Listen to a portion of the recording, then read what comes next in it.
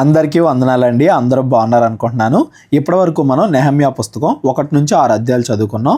ఈ 6 అధ్యాయాల్లో కూడా నెహెమ్యా బబులోను నుండి యెరూషలేము ప్రాంతానికి రావడం, ఆ యెరూషలేము చుట్టూ ఉండే ప్రాకారాన్ని కట్టించడం, కేవలం 52 రోజుల్లో ఎన్నో రకాల శ్రమలను ఎదుర్కొని తమ సొంత ప్రజల నుండి, అన్యుల వైపు నుండి, ప్రవక్తల వైపు నుండి, అబద్ధ సాక్ష్యాల వైపు నుండి ఎన్నో రకాల సమస్యలను ఎదుర్కొని ఆ యెరూషలేము చుట్టూ ఉండే ప్రాకారాన్ని, రక్షణగా ఉండే ప్రాకారాన్ని నిర్మించారు అని ఈ మొదటి 6 అధ్యాయాల్లో మనం చదువుకున్నాం. ఆ తర్వాత ఏం జరుగుతుంది అనేది నెహెమ్యా పుస్తకం 7వ అధ్యాయం నుండి మనం చదువుకుంటూ వెళ్దాం. నేను ప్రాకారమును కట్టి తలుపులు నిలిపి ద్వారపాలకులను, గాయకులను, లేవీలను నియమించిన పిమ్మట, అంటే ఆ ప్రాకారం దగ్గర ఎవరు బయటికి వెళ్తున్నా, ఎవరు లోపలికి వస్తున్నా ద్వారపాలకులు ఉండాలి. ఏదన్నా ముఖ్యమైన కార్యక్రమం జరిగేటప్పుడు కానీ, లేదా దేవుణ్ణి ఆరాధించేటప్పుడు కానీ అక్కడ గాయకులు, లేవీలు ఉండాలి. అలాగే నా సహోదరుడైన హనానీకిని, కోటకు అధిపతి అయిన హనన్యాకును యెరూషలేము పైన అధికారము ఇచ్చితిని. ముఖ్యంగా ఇద్దరిని ఆ యెరూషలేము చుట్టూ ఉండే ప్రాకారానికి, యెరూషలేము పైన అంటే ఆ యెరూషలేము చుట్టూ ఉండే ప్రాకారం పైన అధికారం ఇచ్చాడు. ఇందులో హనానీ నమ్మకస్తుడు. నెహెమ్యా పుస్తకం మొదటి అధ్యాయంలో మనం మాట్లాడుకున్నాం కదా, ఈ హనానీయే యెరూషలేము నుండి బబులోనికి వెళ్ళి జరిగిందంతా కూడా నెహెమ్యాకి తెలియజేశాడు. ఆ తర్వాతే నెహెమ్యా బబులోను నుండి యెరూషలేముకి వచ్చాడు అని మనం చదువుకున్నాం కదా. ఆ హనానీ, అలాగే హనన్యా. ఈ హనన్యా ఎవరంట?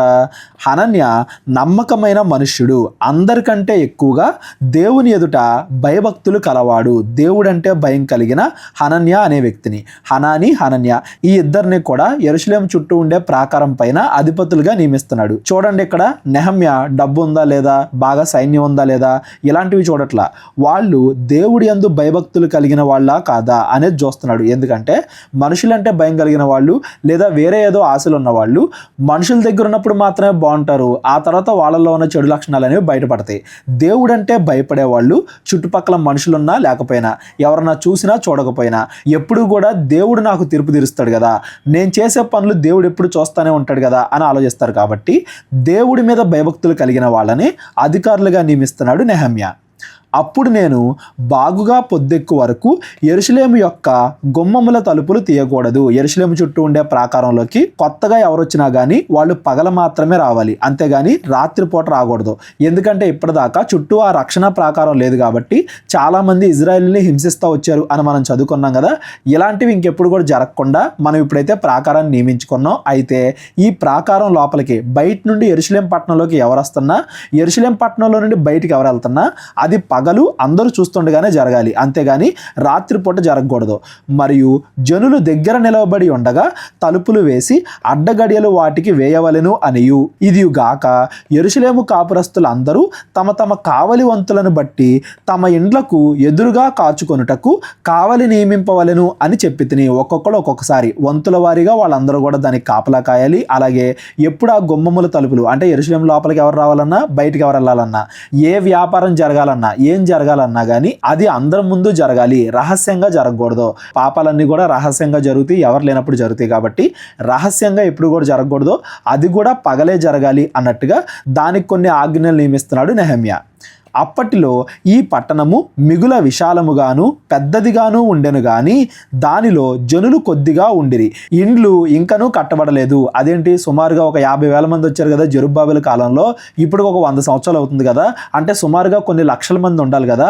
యెరూషలేములో చాలా తక్కువ మంది జనాలు ఉంటున్నారు అంటున్నారేంటి, కేవలం కొద్ది వేల మంది మాత్రమే ఉన్నారు, కానీ పట్టణం మాత్రం చాలా విశాలంగా ఉంది అని మనకి ఇక్కడ చెప్పబడుతుంది.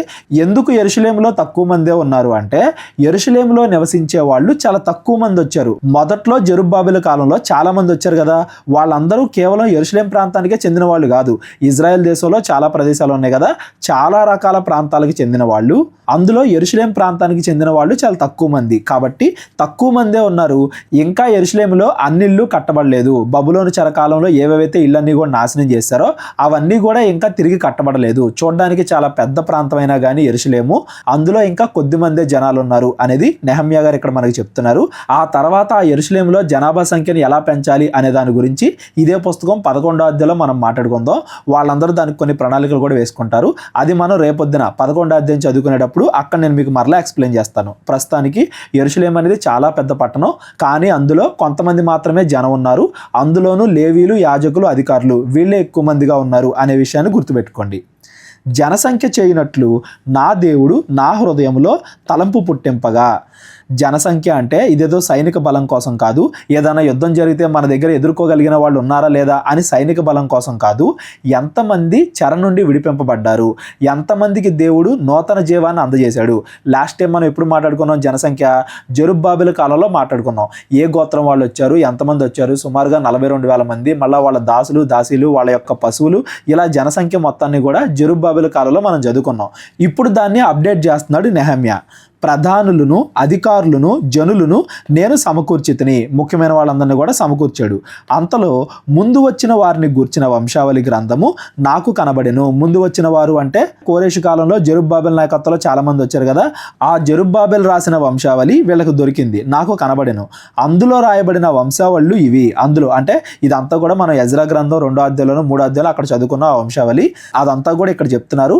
మరలా చెప్పిన తర్వాత దాన్ని అప్డేట్ చేస్తారు. అసలు చెరలోకి వెళ్లకుండా ఇక్కడ ఉన్న వాళ్ళు ఎవరెవరిని దేవుడు చెరలో నుండి విడిపించి నూతన జీవనం దయచేశాడో ఇదంతా కూడా లెక్కలు వేరువేరుగా ఉండడానికి, ఎవరు కేవలం దేవుడిని మాత్రమే ఆరాధిస్తున్నారు, ఎవరు విగ్రహ ఆరాధన కూడా చేస్తున్నారు అని వాళ్ళ లెక్కలు వీళ్ళ లెక్కలు వేరుగా ఉండడానికి, ఎవరు నిజమైన ఇజ్రాయేలీలు, ఏ గోత్రానికి చెందిన వాళ్ళు, ఆ స్థలం ఎవరిది అని ఇజ్రాయేల్ తమ చరిత్రని తమ యొక్క వంశావళి దాచుకుంటూ ఉంటారు కదా, అవి వాళ్ళు దాచుకోవడం వల్లే కదా కొత్త నిబంధనలో మనం ఎవరిని చూసినా, యేసుక్రీస్తు వారైనా ఎవరైనా కానీ వాళ్ళ యొక్క వంశావళి మొత్తం ఏది, వాళ్ళు ఏ గోత్రానికి చెందిన వాళ్ళు అని మొదటి నుండి కూడా వాళ్ళ గురించి చదువుకుంటున్నాం.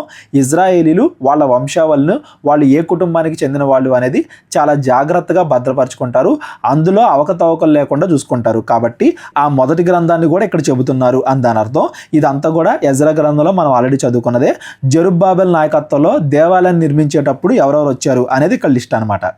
జెరుబ్బాబెలు, యేషూవా, నెహెమ్యా, అజర్యా, రమయ్య, నహమాని, మోర్దకై, బిల్షాను, మెస్పెరోతు, బిగ్వయి, నెహూము, బయనా అను వారితో కూడా బాబెలు రాజైన నెబుకద్నెజరు చేత చెరలోనికి కొనుపోబడి తిరిగి యెరూషలేమునకును యూదా దేశమునకును తమ తమ పట్టణములకును వచ్చిన వారు వీరే.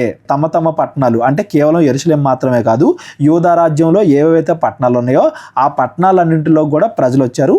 వీళ్ళందరూ కూడా జెరుబ్బాబెలు, యేషూవా వీళ్ళ నాయకత్వంలో వచ్చారు. ఆ కాలంలో జెరుబ్బాబెలు ఏమో దావీదు వంశానికి చెందినవాడు, యేషూవా ఏమో ప్రధాన యాజకుడు వంశానికి చెందినవాడు అని కూడా మన ఎజ్రా గ్రంథంలో మాట్లాడుకున్నాం. ఆ వంశావళి మొత్తం మరలా ఇక్కడ చెప్పబడుతుంది అనేది మీరు గుర్తుపెట్టుకోండి. ఇజ్రాయేలీల యొక్క జనసంఖ్య ఇదే. అది ఎలాగనగా పరోషు వంశస్థులు 2172, షఫట్యా వంశస్థులు 372, ఆరహు వంశస్థులు 652, యేషూవా యోవాబు సంబంధులైన పహత్మోయాబు వంశస్థులు 2818 మందియు, ఏలాము వంశస్థులు 1254, జత్తు వంశస్థులు 845, జక్కై వంశస్థులు 760 మందియు, బిన్నూయి వంశస్థులు 648, బేబై వంశస్థులు 628, అజ్గాదు వంశస్థులు 2322, అదోనికాము వంశస్థులు 667, బిగ్వై వంశస్థులు 2067, ఆదీను వంశస్థులు 655, హిజ్కియా బంధువైన అటేరు వంశస్థులు 90, హాషుము వంశస్థులు 328, బేజై వంశస్థులు 324, హారీపు వంశస్థులు 112, గిబియోను వంశస్థులు 95, బెత్లహేము నెటోపా వారు 180, అనాతోతు వారు 120, బేతజ్మావెతు వారు 42, కిరియత్యారీము, కెఫీరా, బైరేతుల వారు 743, రామ, గెబల వారు 621, మిక్మషు వారు 122, బేతేలు, హాయిల వారు 123, రెండవ నెబో వారు 52, రెండవ ఏలాము వారు 1254, హారీము వంశస్థులు 320 మందియు, ఎరికో వంశస్థులు 345, లోదు, హదీదు, ఓనో అనువారి వంశస్థులు 721, శనాయా వంశస్థులు 3930 మందియు, యాజకుల్లో యేషూవా ఇంటి వారైన యెదాయా వంశస్థులు 973, ఇమ్మేరు వంశస్థులు 1052, పషూరు వంశస్థులు 1247, హారీము వంశస్థులు 1017, లేవీలైన యేషూవా, హోదవ్య, కద్మీయేలు అనువారి వంశస్థులు 74, గాయకులైన ఆసాపు వంశస్థులు 148, ద్వారపాలకులైన షెల్లూము వంశస్థులు, అటేరు వంశస్థులు, టల్మోను వంశస్థులు, అక్కు అక్కూబు వంశస్థులు, హటీటా వంశస్థులు, షోబై వంశస్థులు 130 యనమండుగురును, నెతినీయులైన జిహా వంశస్థులు, హసూపా వంశస్థులు, టబ్బాయోతు వంశస్థులు, కెరోషు వంశస్థులు, సీహా వంశస్థులు, లెబానా వంశస్థులు, హగాబా వంశస్థులు, షల్మై వంశస్థులు, హానాను వంశస్థులు, గిద్దేలు వంశస్థులు, గహరు వంశస్థులు, రెవాయ వంశస్థులు, రెజీను వంశస్థులు, నెకోదా వంశస్థులు, గజ్జాము వంశస్థులు, ఉజ్జా వంశస్థులు, పాసియా వంశస్థులు, బేసాయి వంశస్థులు, మెహూనీము వంశస్థులు, నెపూషేసీము వంశస్థులు, బక్కూకు వంశస్థులు, హకూపా వంశస్థులు, అర్హూరు వంశస్థులు, బజ్లీతు వంశస్థులు, మెహీదా వంశస్థులు, హర్షా వంశస్థులు, బర్కోషు వంశస్థులు, సీసెరా వంశస్థులు, తెమహు వంశస్థులు,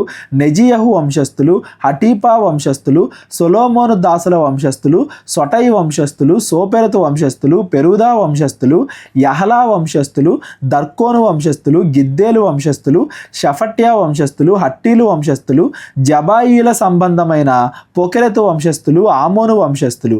ఈ నెతనీయులు అందరూ సొలోమోను దాసుల వంశస్థులను 392.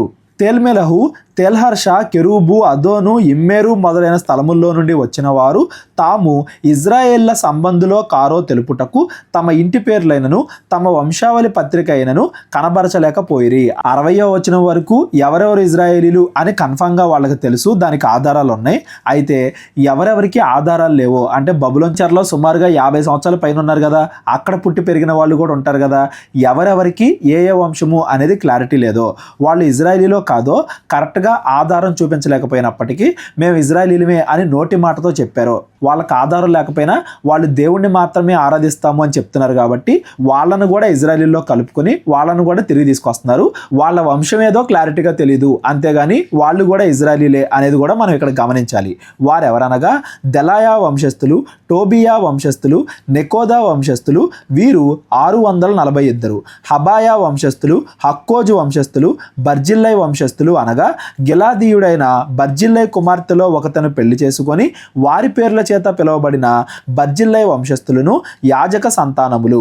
వీరు వంశావళులను బట్టి ఎంచబడిన వారిలో వారి పద్దు పుస్తకము వెతగ్గా అవి కనబడకపోయాను. అంటే వాళ్ళు ఏ పేర్లైతే చెప్పారో మేము పలానా వంశం నుండి వచ్చాము అని చెప్పి వాళ్ళ పేర్లు ఏవి కూడా ఆ పుస్తకాల్లో కనబడాలి. ఆ పుస్తకాల్లో అంటే మనం ఆదికాండం నుండి వంశావళులు చాలా చదువుకున్నాం కదా, ఇజ్రాయేలీల్లో ఆ పేర్లు ఎక్కడ కూడా కనబడలా. అంటే వీళ్ళు నిజంగానే యాజక వంశమా కాదా, వీళ్ళు నిజంగానే లేవీలా కాదా, వీళ్ళు నిజంగానే అహరోను సంతానానికి చెందిన వాళ్ళ కాదా అనేది కన్ఫామ్గా మనం చెప్పలేం. అందుకని ఏం చేస్తున్నారు, కాగా వారు అపవిత్రులుగా ఎంచబడి యాజకుల్లో ఉండకుండా వేరుపరచబడి. అపవిత్రులుగా అంటే నేను ఎజ్రా గ్రంథంలో కూడా చెప్పా, వాళ్ళు ఏదో చెడ్డవాళ్ళు అని కాదు, యాజకులు చేయాల్సిన పనులు చేయకుండా వాళ్ళని పక్కన పెట్టారు. ఎందుకంటే వాళ్ళు యాజకులో లేదో కన్ఫామ్గా తెలియదు కాబట్టి. ఇప్పుడు యాజకులు బలు అర్పించడం, జనాల బదులుగా కృతజ్ఞతా బలులు, సమర్పణ బలు, లేదంటే దశంభాగాలు తీసుకోవడం, దేవాలయంలోకి వెళ్ళడం, ఇలా వాళ్ళకి చాలా పనులు ఉంటాయి కదా, ఆ పనులన్నీ కూడా కేవలం యాజకులే చేయాలి. కాకపోతే వీళ్ళు యాజకులో కాదో కరెక్ట్గా తెలియదు కాబట్టి,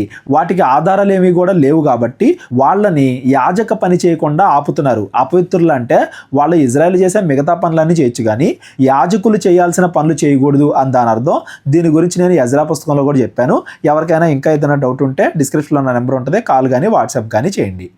కాగా అధికారి ఊరీము తుమ్మీము అను వాటిని ధరించుకొని ఒక యాజకుడు ఏర్పడి వరకు అతి పరిశుద్ధ వస్తువులను మీరు తినకూడదని వారితో చెప్పాను. అతి పరిశుద్ధ వస్తువులు అంటే ఆ దేవాలయంలో ఉండే సన్నిధి రొట్టెలు కానీ, ఏదన్నా బలు అర్పించినప్పుడు అందులో యాజకులు కొండాల్సిన భాగం కానీ అవేవి కూడా వీళ్ళు చేయకూడదు. ఎందుకంటే వీళ్ళు యాజకులో కాదో మనకి ఖచ్చితంగా తెలియదు కాబట్టి ఆ పనుల నుండి, యాజక పనుల నుండి వాళ్ళని దూరం పెట్టారు అని. అంతేగాని మిగతా ఇజ్రాయేల్ గోత్రాల ప్రజలందరూ ఎలా ఉంటారో ఆ పనులన్నీ కూడా వాళ్ళు చేయొచ్చు, అలాగే ఉండొచ్చు. కాకపోతే యాజకులు చేయాల్సిన పనులు మాత్రం వాళ్ళు చేయకూడదు. ఎందుకంటే కరెక్ట్గా వాళ్ళు యాజకులా కాదా అనే దానికి ఆధారాలు లేవు కాబట్టి ఫ్యూచర్లో ఎవరైనా కానీ ఊరిము తుమ్మీము అనగానే ప్రధాన యాజకుడు డైరెక్ట్గా దేవుడితో మాట్లాడి దేవుడి దగ్గర వాళ్ళు యాజకులా కాదా అని తెలుసుకున్న తర్వాత ఒకవేళ యాజకులైతే అప్పుడు వాళ్ళు పార్టిసిపేట్ చేయొచ్చు. ఊరిము తుమ్మీము అంటే ప్రధాన యాజకుడు వచ్చిన తర్వాత అతడు దేవుడితో మాట్లాడేటప్పుడు అప్పుడు చూద్దాం, అప్పుడు తెలుసుకుందాం. జెరుబ్బాబెలు వచ్చేసరికి దేవాలయం ఇంకా నిర్మింపబడలేదు కదా, దేవాలయం నిర్మింపబడిన తర్వాత ప్రధాన యాజకుడు వచ్చిన తర్వాత అప్పుడు చూద్దామని చెప్పి అప్పటి వరకు యాజక పనుల నుండి వాళ్ళని దూరం పెట్టారు. యాజక పనికి మాత్రం వాళ్ళు దూరంగా ఉండాలి. ఇవన్నీ కూడా ఎజ్రా గ్రంథంలో మనం చదువుకున్నవి మరలా ఇక్కడ చదువుతున్నాం. నెహమ్యా గారికి ఆ పుస్తకం దొరికింది అందని అర్థం. సమాజకులందరూ 42,360 మంది. ఏ కాలానికి? జెరుబ్బాబెలు కాలానికి. వీరు గాక వీరి పనివారును పనికత్తెలను 7,337. గాయకుల్లో స్త్రీ పురుషులు 245 ఉండిరి. వారి గుర్రములు 736, వారి కంచెర గాడిదలు 245, వారి ఒంటెలు 435, వారి గాడిదలు 6,720 అయి ఉండెను. ఇవన్నీ కూడా జెరుబ్బాబెలు కాలానికి ఎంతమంది వచ్చారు, చెరను తప్పించుకొని ఎంతమంది యెరూషలేముకు తిరిగి వచ్చారు విశ్వాసం కలిగిన వాళ్ళు అనే దాని గురించి ఈ లిస్ట్ అంతా, ఈ వంశావళంతా కూడా చెప్పబడింది. ఇప్పుడు నెహమ్యా దాన్ని అప్డేట్ చేశాడు అందని అర్థం. పెద్దల్లో ప్రధానులైన కొందరు పనికి కొంత సహాయము చేసిరి. అధికారి ఖజానాలోను 120 తులముల బంగారమును, 50 పళ్ళెములను, 730 యాజక వస్త్రములను వేసి ఇచ్చాను. ఇదంతా కూడా మరలా ప్రస్తుత కాలం. దేవాలయ ప్రాకారం పూర్తయిపోయిన తర్వాత అక్కడ యాజకులు చేయాల్సిన పనులకి వాటన్నిటికీ కూడా చాలామంది సహాయం చేశారు. ఎవరెవరు సహాయం చేశారు, ఏమేమి సహాయం చేశారు అనేది ఇక్కడ మనకి చెప్పబడుతుంది. విశ్వాసులైన వాళ్ళందరూ దేవుడి పని జరగడానికి సహాయం చేస్తున్నారు అందని అర్థం. మరియు పెద్దల్లో ప్రధానులైన వారు కొందరు ఖజానాలో 140 తులముల బంగారమును, 14 లక్షల తులముల వెండిని వేసిరి. మిగిలిన వారును 240 తులముల బంగారమును, 240 లక్షల తులముల వెండిని, 67 యాజక వస్త్రములను ఇచ్చిరి. అప్పుడు యాజకులు, లేవీలు, ద్వారపాలకులు, గాయకులు, జనులలో కొందరు, నెతినీయులను, ఇజ్రాయేల్ అందరూ తమ తమ పట్టణముల యందు నివాసము చేసిరి. తమ తమ పట్టణాలంటే వాళ్ళంత ముందు బబులోను చెరక వెళ్ళక ముందు ఏ పట్టణానికి చెందిన వాళ్ళు మరలా అదే పట్టణానికి వెళ్ళి అక్కడ నివాసం ఉండడం మొదలు పెట్టారు అని దాని అర్థం. ఆ విధంగా యూదా దేశంలో అన్ని పట్టణాల్లోనూ జనాభా సంఖ్య పెరుగుతూ ఉంది. అవన్నీ కూడా చిన్న పట్టణాలే. యెరూషలేము అనేది చాలా పట్టణం. యెరూషలేములో మాత్రం కొంచెం జనాభా తక్కువ ఉంది. ఎందుకంటే అంతకుముందు యెరూషలేము ప్రాంతానికి ఎవరైతే చెందారో వాళ్ళు తక్కువ మంది వచ్చారు కాబట్టి అని దాని అర్థం. ఈ 7వ అధ్యాయం అసలు ఎందుకు రాయబడింది అంటే 8వ అధ్యాయం నుండి ఒక కొత్త తరం మొదలవబోతుంది. అంటే ఇజ్రాయేలీలకు ఇప్పటి వరకు యెరూషలేము దేవాలయం కానీ దాని చుట్టూ ఉండే ప్రాకారం కానీ లేదు. అయితే జెరుబ్బాబెలు ఎప్పుడైతే వంశావళి లెక్కేశాడో అక్కడి నుండి ఈ నెహమ్యా మళ్ళా వంశావళి లెక్కేసే మధ్యలో దేవాలయం నిర్మింపబడింది, చుట్టూ ఉండే ప్రాకారం నిర్మింపబడింది, యెరూషలేము అనేది మరలా నూతన పరచబడింది. దేవుడు ఇజ్రాయెల్ అందరికి కూడా మరలా నూతన అవకాశాలను ఇచ్చాడు. మరలా మంచిగా ఒక రాజ్యంగా ఉండడానికి దేవుడు అవకాశాలను ఇస్తున్నాడు. ఆ కొత్త రాజ్యంలో ఎవరెవరు ఉన్నారు, ఎవరెవరు దీనికి చెందుతారు అని ఇజ్రాయెల్ అందరూ కూడా తమ వంశావళిని లెక్కేసుకుని ఎవరెవరు ఈ రాజ్యంలో వారసులు అన్నట్టుగా దాన్ని గుర్తుపెట్టుకుంటున్నారు అని దాని అర్థం. నెహమ్యా పుస్తకం 8వ అధ్యాయం. 7వ నెల రాగా ఇజ్రాయేలీలు తమ పట్టణముల్లో నివాసులై ఉండిరి. 7వ నెల అంటే ఆ సంవత్సరం 7వ నెల. ఆ సంవత్సరం 7వ నెల వచ్చేసరికి ఇజ్రాయెల్ అందరూ కూడా ఎక్కడ వాళ్ళు అక్కడ స్థిరపడ్డారు. ఇప్పుడు దేవాలయం ఉంది, చుట్టూ ప్రాకారం కూడా ఉంది. అప్పుడు జనులందరూ ఏక మనస్కులై నీటి గుమ్మము ఎదుటనున్న మైదానమునకు వచ్చి అందరూ కూడా ఒక చోట గ్యాదర్ అవుతున్నారు. ఎందుకు గ్యాదర్ అవుతున్నారు? ఇప్పుడే కదా యెరూషలేము చుట్టూ ప్రాకారం కట్టడం పూర్తయింది. దానికి ఓపెనింగ్ అనమాట, ఓపెనింగ్ సెలబ్రేషన్. దానికోసం అందరూ కూడా ఒక చోట గ్యాదర్ అయ్యారు. అలా గ్యాదర్ అయ్యి యెహోవా ఇజ్రాయేలీలకు ఆజ్ఞాపించిన మోషే ధర్మశాస్త్ర గ్రంథమును తెమ్మని ఎజ్రా అను శాస్త్రితో చెప్పగా, ఎజ్రా పుస్తకంలో మనం ఏదైతే చదువుకున్నామో అదే ఎజ్రా. ఈ ఎజ్రా నెహమ్యా ఇద్దరు కూడా ఒకటే కాలానికి చెందిన వాళ్ళు, సేమ్ వయసు కాదు. ఎజ్రా నెహమ్యా కంటే ఎంతో పెద్దవాడు, కాకపోతే ఇద్దరు కలిసి పనిచేస్తున్నారు అని దాని అర్థం. ఎజ్రా వచ్చిన తర్వాత కదా నెహమ్యా వచ్చాడు.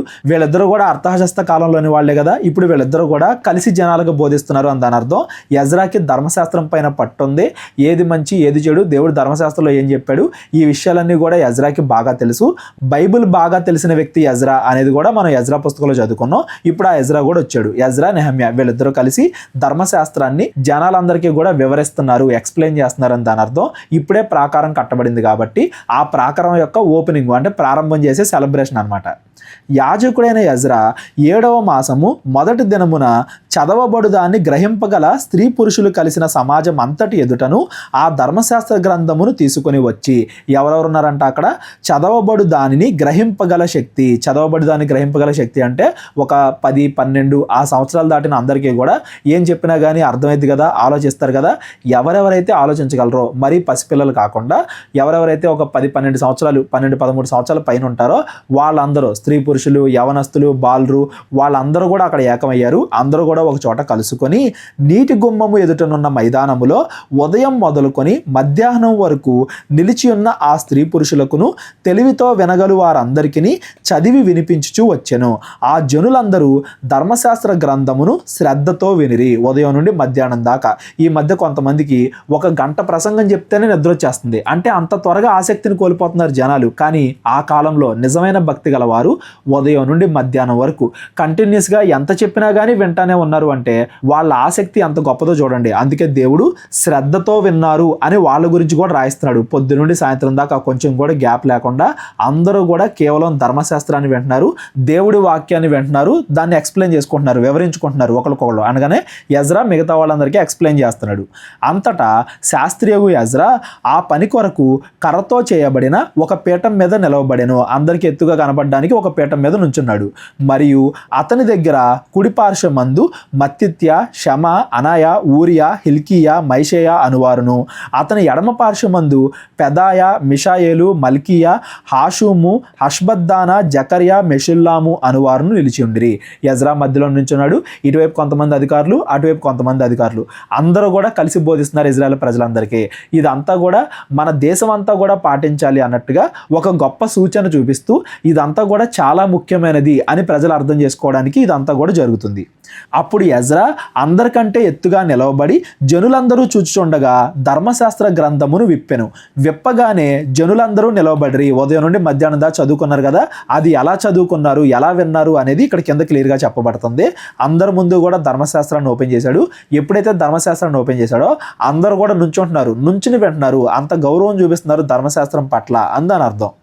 ఎజ్రా మహాదేవుడైన యెహోవాను స్తుతింపగా జనులందరూ తమ చేతులెత్తి ఆమెన్ ఆమెన్ అని పలుకుచూ నేలకు ముఖములు వంచుకొని యెహోవాకు నమస్కారము చేసిరి. ఇది కూడా మనం గమనించాలండి. ఒక పక్కన ఎజ్రా దేవుడి ధర్మశాస్త్రాన్ని చదువుతున్నాడు, వాళ్ళకి ఎక్స్ప్లెయిన్ చేస్తున్నాడు. జనాలు కూడా ఎప్పటికప్పుడు ఆమెన్ ఆమెన్ అంటున్నాడు. అంటే దాని ఉద్దేశం ఏంటంటే ఎజ్రా ఏదో తనకిష్టం వచ్చినట్టుగా చదువుకుంటా వెళ్ళిపోవట్లేదు, జనాలందరికీ కూడా అర్థమయ్యేలా చెప్తున్నాడు. జనాలు కూడా మాకు అర్థమవుతుందా లేదా అన్నట్టుగా, దాంతో మేము ఏకీభవిస్తున్నామా లేదా అన్నట్టుగా ఆమెన్ ఆమెన్ అని కూడా అంటూ ఉన్నారు. అంటే ఈ మధ్య కొంతమంది బోధకులు ఎంత అడిగినా కానీ కింద ఉండేవాళ్ళు అసలు రెస్పాండ్ కూడా ఎవరో, దానికి సమాధానం కూడా చెప్పరు. అలా కాకుండా ఎవరైతే శ్రద్ధగా వాక్యాన్ని వింటారో వాళ్ళు చెప్పే వాళ్ళ ప్రశ్నలకు సమాధానాలు చెప్తారు, ఎప్పుడు కూడా రెస్పాండ్ అవుతారు, మేము వింటున్నాం అనే గుర్తుని బోధకులకు ఇస్తారు అనేది ఈ వచనం ద్వారా మనం గమనించాలి. జనులు ఈలాగు నిలవబడి ఉండగా యేషువా, బాని, షేరెబ్యా, యామీను, అక్కూబు, షబ్బేతై, హోదియా, మైషేయ, కెలీటా, అజర్యా, యజాబాదు, హానాను, పెలాయాను, లేవీలును ధర్మశాస్త్రం యొక్క తాత్పర్యము తెలియజెప్పిరి. ధర్మశాస్త్రం కేవలం చదవడం మాత్రమే కాదు, దాని భావాన్ని అర్థం చేసుకోవాలి. కొంతమంది అక్షరానుసారంగా చదివి ధర్మశాస్త్రాన్ని కానీ బైబిల్ కానీ తప్పుగా అర్థం చేసుకుంటారు. ఎందుకు? ధర్మశాస్త్రం అనేది మోషే కాలానికి చెందింది. ఆ కాలానికి ఈ కాలానికి పరిస్థితులు చాలా మారాయి. దాని భావం గమనించకుండా అక్షరానుసారంగా తీసుకుంటే దేవుడి ధర్మశాస్త్రాన్ని తప్పుగా అర్థం చేసుకునే ప్రమాదం ఉంది. కాబట్టి కేవలం ధర్మశాస్త్రం చదవడం మాత్రమే కాదు, దాని భావాన్ని కూడా వివరిస్తున్నారు. బైబిల్ ఎలా చదవాలి అని మన 30 డే బైబిల్ కోర్సులో కూడా నేను ఒక వీడియో చేశాను కదా. బైబిల్ని భావానుసారంగా చదవాలి. కేవలం అక్షరానుసారంగా చదివితే బైబిల్ని మనం పూర్తిగా అర్థం చేసుకోలేం. వాళ్ళు చదువుతున్నారు, దాన్ని ఎక్స్ప్లెయిన్ కూడా చేస్తున్నారు. ఇటువలనే వారు దేవుని గ్రంథమును స్పష్టముగా చదివించి వినిపించి జనులు బాగుగా గ్రహించినట్లు దానికి అర్థము చెప్పిరి. జనాలకు ఎలా అయితే అర్థం అవుద్దో, ఏ ఉదాహరణలు చెప్తే వాళ్ళకి అర్థం అవుద్దో అదే విధంగా వివరించారు. జనులందరూ ధర్మశాస్త్ర గ్రంథపు మాటలు విని ఏడవ మొదలు పెట్టగా అధికారి అయిన నెహమ్యాయును, యాజకుడును, శాస్త్రినగు ఎజ్రాను, జనులకు బోధించు లేవీలను మీరు దుఃఖపడవద్దు, ఏడవవద్దు, ఈ దినము మీ దేవుడైన యెహోవాకు ప్రతిష్ఠితమైన దినము అని జనులతో చెప్పిరి. మీరు ఇక్కడ గమనించండి, ఎవరైతే సత్యవాక్యాన్ని విన్నారో వాళ్ళందరిలో మొదటగా కలిగిన భావన ఏంటంటే ఏడుపు. ఎందుకు ఏడుపు? దేవుడు ప్రతిదీ కూడా చెప్పాడే, దాని ప్రకారంగా మేము నడవట్లేదే, మేము తప్పు చేస్తున్నామే అని వాళ్ళు గ్రహిస్తారు. సత్యవాక్యాన్ని విన్న ఎవరైనా కానీ వాళ్ళు ఏ తప్పులు చేస్తున్నారో గ్రహిస్తారు. దాన్ని వాళ్ళు మార్చుకునే వాళ్ళు అయితే పశ్చాత్తాపడతారు, బాధపడతారు. మార్చుకునే వాళ్ళు కఠినంగా తయారవుతారు. అంతేగాని సత్యవాక్యం చెప్పిన తర్వాత ఖచ్చితంగా మనం తప్పు చేస్తున్నామా లేదా అనేది మనకు తెలియబడుతుంది. ఎక్కడైతే నువ్వు ఈ తప్పు చేస్తున్నావు, ఆ తప్పు చేస్తున్నావు అని గద్దించరో, దేవుడు ఏం మాట్లాడుతున్నాడు, దేవుడు మనల్ని ఎలా బ్రతకమన్నారు అని చెప్పకుండా కేవలం దేవుడు మిమ్మల్ని ఆశీర్వదిస్తారు, దేవుడు నమ్ముకోండి, దేవుడు దీవిస్తాడు, ఇలాంటి మాటలే చెబితే పశ్చాత్తాపం కలగదు. ఏదో కోరుకుని బాప్తీసాలు తీసుకుంటారు. బాప్తీసం తీసుకుంటే ఇది వచ్చిద్దాను, అది వచ్చిద్దాను, యేసుక్రీస్తు నమ్ముకుంటే ఇది వచ్చిద్దాను, అది వచ్చిద్దాను, వాటి కోసం దేవుడు నమ్ముకుంటారే కానీ నేను నా ప్రవర్తన మార్చుకోవాలి, దేవుడు నన్ను ఇలా మారమన్నాడు, అలా మారమన్నాడు, ఇలాంటి నిజమైన వాటిని గ్రహించరు. నిజమైన వాక్యం విన్నప్పుడు మనలో మారు మనసు కలగాలి, మనలో మార్పు రావాలి. దేవుడు నా కోసం ఏం చేస్తాడని కాదు, నేను దేవుడు కోరుకున్నట్టుగా ఎలా మారాలి, నేను ఎలా మారాలి అనేది మనం చూస్తామే కానీ దేవుడు డబ్బిస్తాడా, ఇల్లిస్తాడా, దేవుడు ఎలా నా జీవితాన్ని మారుస్తాడు అది కాదు. సత్యవాక్యానికి అబద్ధ వాక్యానికి తేడా అది అని కూడా మనం గమనించాలి. నిజమైన వాక్యం మనం చెప్పే ప్రతిసారి జనాలందరికీ వాళ్ళు ఏం చేస్తున్నారు, తప్పు చేస్తున్నారా, మంచి చేస్తున్నారా అనే మారు మనసు, గ్రహింపు, దుఃఖ స్వభావం అవన్నీ కూడా సత్యవాక్యం విన్న వాళ్ళకి కలుగుతాయి. అలాగని అది బాధపరిచే విషయం కాదు, ఆనందపరిచే విషయం. దుఃఖపడొద్దు, ఏడవద్దు, మీరు అందరూ కూడా ఆనందించండి. ఎందుకు ఆనందించండి? మనం గుర్తిస్తున్నాం కదా మనం ఏ తప్పు చేస్తున్నామో, మనం మారాలి అనుకుంటున్నాం కదా, దేవుడు మన ద్వారా ఏం కోరుకుంటున్నాడో మనకు తెలిసింది కదా, ఎప్పటికైనా మనం మారాం కాబట్టి ఇది ఆనందపడాల్సిన దినం, బాధపడాల్సిన దినం కాదు. ఎప్పుడైతే మనం చేసే తప్పును గుర్తించామో దాన్ని చూసి మనం ఆనందపడి నేను గుర్తించానే అని ఇంకోసారి దాన్ని చేయకుండా బ్రతకాలి. అంతేగాని గుర్తించి ఇంకా ఇంకా బలహీనం అయిపోకూడదు. పేతురుకి ఇస్కరియోతు యూదాకి తేడా అదే. ఇస్కరియోతు యూదా తప్పు చేశాడు, పేతురు తప్పు చేశాడు. కాకపోతే ఇస్కరియోతు యూదా నేను తప్పు చేశాను అని మనస్తాపానికి గురై ఆత్మహత్య చేసుకున్నాడు. కానీ పేతురు నేను తప్పు చేశాను, దేవుడు ఇప్పుడు నాకు తెలియజేశాడు, ఇక మీదట నేను ఆ తప్పు చేయను, నేను మారు మనసు పొందుతాను అని మంచి గొప్ప నాయకుడిగా ఎదిగాడు. మనం తప్పు గ్రహించినప్పుడు పశ్చాత్తాపడి దాన్ని మార్చుకొని ఇక నుంచి మంచిగా బతకాలే కానీ చేసిన తప్పునే పదే పదే గుర్తెచ్చుకొని ఇంకా ఇంకా బాధపడి ఇంకా ఇంకా సమయాన్ని ఇంకా ఇంకా జీవితాన్ని మనం వ్యర్థం చేయకూడదు అనేది కూడా మనం గమనించాలి. మీరు ఏడవద్దు, ఈరోజు మనందరం కూడా ఆనందించాలి. ఎందుకంటే దేవుడు మనకి సహాయం చేశాడు. మనం యెరూషలేము దేవాలయాన్ని మాత్రమే కాదు దాని చుట్టూ ఉండే ప్రాకారాన్ని కూడా నియమించుకోగలిగాం. అంటే దేవుడు మన అంత ముందు ఎలా ఉండేవాళ్ళమో అలా మనల్ని మారుస్తున్నాడు. ఇంకా మనం పూర్తిగా పర్షియా నుండి విడుదల పొంది ఉండకపోవచ్చు, మనం ఇంకా పన్ను కడతా ఉండొచ్చు, కానీ జీవితం అయితే మారుతుంది కదా. అంతకుముందు బానిసలుగా ఉండేవాళ్ళం బబులోన్లో, ఇప్పుడు పర్షియా వచ్చారు, మన దేశానికి మనం వచ్చాం, మన పంటలు మనం పండించుకోగలుగుతున్నాం, మన దేవాలయాన్ని మనం నిర్మించుకోగలిగాం, మన ప్రాకారాన్ని మనం నిర్మించుకోగలిగాం. మారుతున్న పరిస్థితులు దేవుడు మారుస్తున్నాడు కాబట్టి మనం ఆనందపడాలి, మనల్ని మనం మార్చుకోవాలి. అంతేగాని దాని గురించే ఏడుస్తూ ఉండమాకండి. మరియు అతడు వారితో ఇట్లా నేను పదండి, కొవ్విన మాంసము భక్షించుడి, మధురమైన దాన్ని పానము చేయుడి, ఇది వరకు తమ కొరకు ఏమీ సిద్ధము చేసుకొనని వారికి వంతులు పంపించుడి, ఏలయనగా ఈ దినము మన ప్రభువునకు ప్రతిష్ఠ దినమాయను. మీరు అందరూ కూడా ఆనందపడండి. ఎందుకంటే దేవుడి కృపను గుర్తించండి, దేవుడు మనల్ని ఇంకా మంచిగా మారుస్తున్నాడు దాన్ని గుర్తించండి. పాపాన్ని గుర్తించి దాన్ని మానుకున్నప్పుడు మనం ఆనందపడాలి, ఆ ఆనందాన్ని వేరే వాళ్ళకు కూడా పంచాలి. ఎవరైతే బాధల్లో ఉంటారో వాళ్ళని ఆదుకొని మన ఆనందాన్ని వాళ్ళకు కూడా పంచాలి. అలా మీరు అందరూ కూడా ఆనందించండి. మీరు దుఃఖపడకుడి, యెహోవా యందు ఆనందించుట వలన మీరు బలమొందెదరు. అలాగున లేవీలు జనులందరినీ ఓదార్చి మీరు దుఃఖము మానుడి, ఇది పరిశుద్ధ దినము, మీరు దుఃఖపడకూడదని వారితో అనిరి. ఎవరెవరైతే బాధపడుతున్నారో పశ్చాత్తాపడుతున్నారో వాళ్ళందరినీ కూడా ఓదార్చారు. ఒక్కసారి మనం పశ్చాత్తాపడిన తర్వాత ఆ భారం అంతా వెళ్ళిపోయిన తర్వాత దేవుడు మనకి క్షమాపణ ఇచ్చినప్పుడు మనం పొందుకునే ఆ రక్షణ ఆనందం చాలా గొప్పగా ఉంటుంది. ఆ ఆనందాన్ని ఇక్కడ వీళ్ళందరూ కూడా అనుభవించారు అని దాని అర్థం. ఆ తరువాత జనులు తమకు తెలియజేయబడిన మాటలన్నిటినీ గ్రహించి తినుటకు తాగుటకును లేని వారికి ఫలాహారములు పంపించుటకు సంభ్రమముగా ఉండుటకును ఎవని ఇండ్లకు వాళ్ళు తిరిగి వెళ్ళిరి. వారు ఆనందంగా ఉన్నారు, వాళ్ళ ఆనందాన్ని వేరే వాళ్ళకు కూడా పంచుతున్నారు. పేదవాళ్ళకి సహాయం చేయడమే మన ఆనందాన్ని అందరితో కూడా పంచుకోవడం. ఈ మధ్య ఎవరైనా ఆనందంగా ఉన్నారంటే ఫేస్బుక్లోను, యూట్యూబ్లోను, ఇన్స్టాగ్రామ్లోను స్టేటస్లు పెడుతున్నారు. మన ఆనందాన్ని నలుగురితో పంచుకోవడం అంటే ఎవరైతే బాధల్లో ఉన్నారో వాళ్ళకి సహాయం చేయడం. ఆ విషయాన్ని కూడా ఈ నెహెమ్యా ఈ పుస్తకం నుండి మనం గమనించాలి. రెండవ దినమందు జనులందరి పెద్దల్లో ప్రధానులైన వారును యాజకులను లేవీలను ధర్మశాస్త్ర గ్రంథపు మాటలు వినవలెను అని శాస్త్రి అయిన ఎజ్రా యొద్దకు కూడి వచ్చిరి. రెండవ దినం, మొదటి దినం అందరికి కూడా ధర్మశాస్త్రం వివరించారు, అందరూ కూడా మారు మనసు పొందుకున్నారు, దేవుణ్ణి కీర్తించారు, ఆనందంతో తిరిగి వెళ్ళారు. రెండో రోజు కూడా వాక్యం చదువుకోవడానికి అందరూ కూడా వచ్చారు ఎజ్రా దగ్గరికి. వాళ్ళే వచ్చారు. చూడండి వాక్యం అంటే ఎంత ఆసక్తితో. ఆదివారం విన్నవాళ్ళు సోమవారం రమ్మంటే రారు, నిన్న కదా ప్రేయర్ జరిగింది అంటారు, మరలా వచ్చే వారం కలుద్దాంలే అంటారు. అలా కాదు, నిన్న వాక్యం విన్నప్పుడు ఆనందం కలిగితే రేపు కూడా ఎందో, ఎల్లుండి కూడా ఎందో అన్నట్టుగా ఇంకా అలా కంటిన్యూ చేసుకుంటూ వెళ్తారు. వీళ్ళే మరలా ఎజ్రా దగ్గరికి వచ్చి ధర్మశాస్త్ర మాటలు చదువుకుందాం అన్నట్టుగా వాళ్ళు అడిగారు. యెహోవా మోషేకు దయచేసిన గ్రంథములో చూడగా 7వ మాసపు ఉత్సవ కాలమందు ఇజ్రాయేలీలు పర్ణశాలల్లో నివాసము చేయవలెను అని రాయబడి ఉండుట కనుగొనెను. కనుగొనెను అనే మాట చూడండి, అంటే ఆ కాలంలో ఇజ్రాయెల్ ఎవరైతే ఉన్నారో వాళ్ళందరూ కూడా దేవుడు చెప్పిన ధర్మశాస్త్రంలో ఏముందో కూడా తెలియకుండా బ్రతుకుతున్నారు. ఎవరో కొంతమందిని మినహాయిస్తే మిగిలిన వాళ్ళందరూ కూడా దేవుడు ధర్మశాస్త్రంలో ఏ విషయం చెప్పాడు, ఏ ఏ పండుగలు పాటించాలని చెప్పాడు, అవి ఎలా పాటించాలని చెప్పాడు, ఇవేవి కూడా తెలియకుండా బ్రతుకుతున్నారు. ధర్మశాస్త్రాన్ని ఓపెన్ చేసిన తర్వాత అయ్యో ఇది 7వ నెల కదా, 7వ నెలలో మనందరం కూడా గుడారాల పండుగ పాటించాలి కదా, ఆ గుడారాల పండుగలో గుడారాలు వేసుకుని నివసించాలి కదా, అసలు దేవుడు ఇజ్రాయేలీలకి ఎన్నెన్ని మేలులు చేశాడు, ఎన్ని రకాలుగా ఇజ్రాయెల్ని దీవించాడు, అరణ్య మార్గంలో నడిపించాడు, ఎన్నిసార్లు తప్పులు చేసినా కానీ దేవుడు ఎలా క్షమించాడు, ఎలా రక్షించాడు అనే విషయాన్ని, దేవుడి గురించిన లక్షణాలని గుర్తెచ్చుకోవడానికి పండగ. పండగ అనగా ఏదో రెస్ట్ తీసుకునే రోజు కాదండి. పండగ అంటే దేవుడి గురించి జ్ఞాపకం చేసుకోవడం, దేవుడు ఏమేం చేశాడు, మనం ఎలా బ్రతకాలి అని జ్ఞాపకం చేసుకోవడం. అంత ముందు కాలంలో పర్ణశాల పండుగలు చేసేవాళ్ళు, ఇప్పుడు దాకా మనం ఫాలో అవ్వలేదు. కాకపోతే అది ఈ నెలలోనే జరగాలంట, 7వ నెల కదా ఇది, మనం ఇప్పుడు పర్ణశాల పండుగలు చేద్దాం 7 రోజులు అన్నట్టుగా వాళ్ళందరూ కూడా గుర్తెచ్చుకున్నారు.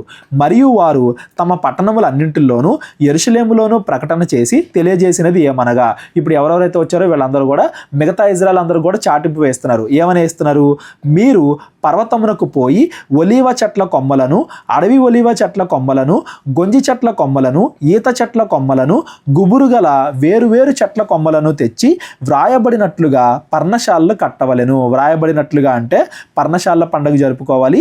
ఆ కాలంలో అందరూ కూడా తమ నివాసాలు వదిలి గుడారాల్లో నివసించాలి. గుడారాల్లో ఉన్నప్పుడు 40 సంవత్సరాల ఇజ్రాయెల్లో అరణ్య ప్రయాణంలో వాళ్ళు ఎలా బ్రతికారో వీళ్ళు ఎక్స్పీరియన్స్ చేస్తారు. ఆ కాలంలో సంగతుల్ని గుర్తెచ్చుకుంటారు.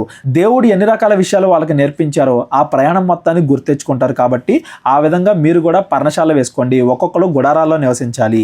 ఆ ప్రకారమే జనులు పోయి కొమ్మలను తెచ్చి జనులందరూ తమ తమ ఇండ్ల మీదను, తమ లోగిళ్లలోను, దేవుని మందిరపు ఆవరణములోను, నీటి గుమ్మపు వీధుల్లోను, ఎఫ్రాయిము గుమ్మపు వీధుల్లోను పర్ణశాలలు కట్టుకొనిరి. యోధా దేశం అంతా కూడా పర్ణశాలలు కట్టుకొని ఆ పండుగ ఆచరిస్తున్నారు. మీరు ఇక్కడ గుర్తుపెట్టుకోండి, ఇది ధర్మశాస్త్రానికి చెందింది, పాత నిబంధనకి చెందింది. అంతేగాని కొత్త నిబంధనలో ఈ పండుగలన్నీ పాటించాల్సిన అవసరం లేదు. కొత్త నిబంధనలో ప్రతిరోజు లేదా వారానికి ఒక రోజు యేసుక్రీస్తు వారి మరణ పునరుద్ధానాలను జ్ఞాపకం చేసుకోవాలి. ఎందుకంటే యేసుక్రీస్తు వారి ద్వారానే మనకు నిజమైన రక్షణ వస్తుంది. కాబట్టి యేసుక్రీస్తు వారి గురించి మనం జ్ఞాపకం చేసుకోవడమే నిజమైన గుడారాల పండుగ అనే విషయాన్ని కూడా మనం గమనించాలి. ఇది ఎక్కడికో వెళ్ళి చేయడం, ఎక్కడికి వెళ్ళి చేయడం అలా కాదు.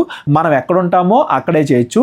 దేవుని లక్షణాలను గుర్తించుకోవడం అనేది ముఖ్యం. దాని గురించి కూడా ఎవరికైనా డౌట్ ఉంటే డిస్క్రిప్షన్లో నా నెంబర్ ఉంటుంది, కాల్ కానీ వాట్సాప్ కానీ చేయండి. ఇది పాత నిబంధనలో ఆచరించమని చెప్పిన పండుగ, అది కూడా ఇజ్రాయేలీలు ఆచరించాల్సిన పండుగ. అంతేగాని నేటి క్రైస్తవులకి ఈ ఆజ్ఞ లేదు అనేది కూడా మీరు అందరూ కూడా గమనించండి.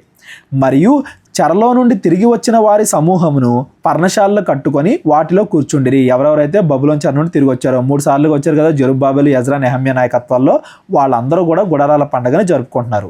నూను కుమారుడైన యెహోషువ దినాలు మొదలుకొని అది వరకు ఇజ్రాయేలీలు అలాగున చేసి ఉండలేదు. అది వరకు చేసి ఉండలేదంటే అసలు గుడారాల పండుగ సెలబ్రేట్ చేసుకోలేదని కాదండి. గుడారాల పండుగని చాలాసార్లు సెలబ్రేట్ చేసుకున్నారు, చాలామంది రాజుల కాలంలో జరుపుకున్నారు. కాకపోతే ఇప్పుడు జరుపుకుంటున్నట్టుగా జరుపుకోవట్లేదు. అంత శ్రద్ధగా అసలు గుడారాల్లోనే ఉంటూ అంత శ్రద్ధగా ఇజ్రాయెల్ అందరూ కూడా ఎప్పుడు జరుపుకోలేదు. అంత ఘనంగా అంత గొప్పగా జరుపుకుంటున్నారు అని దాని అర్థం. అంతేగాని అసలు జరుపుకోలేదు అంత ముందు అని కాదు. అప్పుడు వీరికి బహు సంతోషం పుట్టెను. ఇదిగాక మొదటి దినం మొదలుకొని కడదినం వరకును అనుదినము ఎజ్రా దేవుని ధర్మశాస్త్ర గ్రంథమును చదివి వినిపించుచూ వచ్చెను. వారు ఈ ఉత్సవమును 7 దినముల వరకు ఆచరించిన తరువాత విధి చొప్పున 8వ దినమున వారు పరిశుద్ధ సంఘముగా కూడుకొనిరి. 7 దినాలు వారందరూ కూడా దేవుని వాక్యాన్ని చదువుకున్నారు, అందులో ఉన్న భావాన్ని వివరించుకున్నారు, దేవుడి లక్షణాలు ఏంటి, మనం ఎలా బ్రతకాలి, ఎలా బ్రతకూడదు, ఇవన్నీ కూడా తెలుసుకొని వాళ్ళను వాళ్ళు హెచ్చరించుకున్నారు. అలాగే వాళ్ళందరూ కూడా బలపడ్డారు. నెక్స్ట్ నెహమ్యా గ్రంథం 9వ అధ్యాయం.